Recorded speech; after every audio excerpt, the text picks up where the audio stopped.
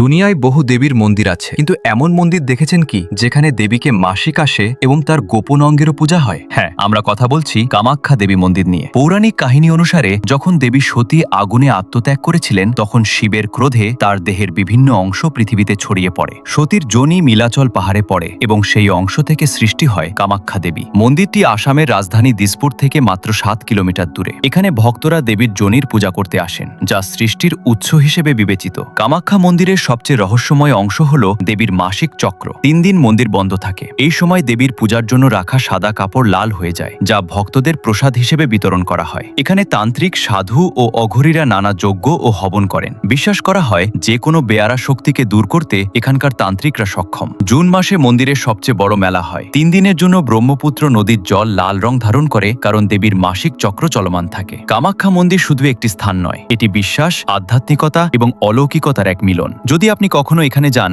মনে রাখবেন এখানে প্রতিটি বিশ্বাসী দেবীর আশীর্বাদ পায়।